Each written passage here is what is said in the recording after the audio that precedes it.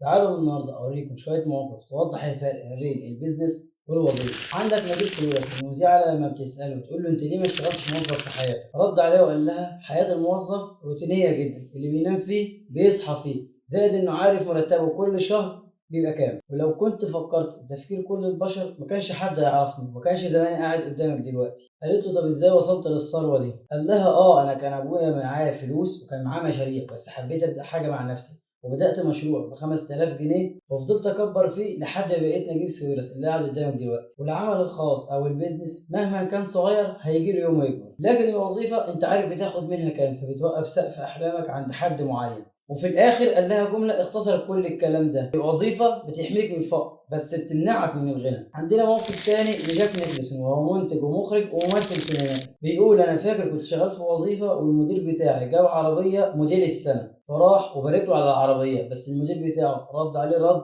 قتله. قال له لو انت اشتغلت اكتر وحطيت وقتك وكل مجهودك في الشغل، السنة الجاية هجيب واحدة احسن منها. طبعا بعدها ساب الوظيفة ودور ان هو يبني نفسه. عندنا موقف تاني لايلون ماسك، طبعا مش محتاج اقول لك ده بتاع ايه.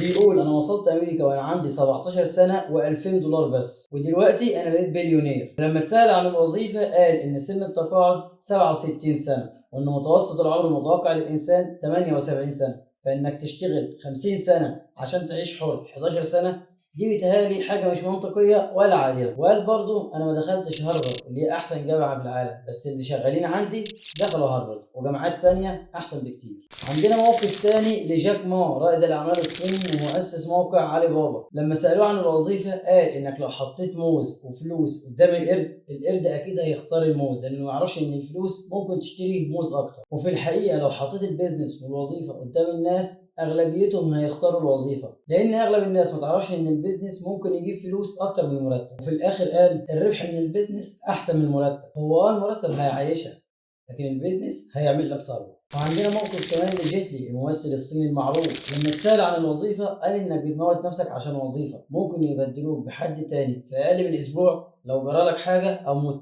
خلي بالك من نفسك. ملخص الكلام في الوظيفة حلوة لو بتعيشك مرتاح. ملخص الكلام في البيزنس تقدر تعمل بيزنس وتنافس والدنيا تستوعب أي عدد من المشاريع. لو مش هتعمل فكرة جديدة وإبداعية ممكن تعمل نفس الحاجة اللي ناس غيرك عملوها، بس تخليك مميز عن الباقي في طريقة التنفيذ. وعلى فكرة في أفكار كتير، بس دور وهتلاقي لو أنت عايز. وملحوظة كده في الآخر، شغل المشاريع في أوله صعب ومش سهل ومش سريع ومحتاج صبر كتير في الأول، وأي حد يقول لك غير كده يبقى بيبيع لك الوهم. فخد الخطوة اللي هتقدر عليها واعرف إن كل الكلام اللي الناس ده مروا بيه كان محتاج مخاطرة، وده الفرق ما بين خطر البيزنس وأمان الوظيفة. وعلى فكرة مش عيب خالص إنك تكون موظف، كل حاجة ولها نسب. وعايز أقول لك إن أهل العلم بيقولوا 9 أعشار في التجارة. توكل على ربنا واعرف إنك مش هتنجح بالساهل، بس عادي كمل وربنا هيكرمك.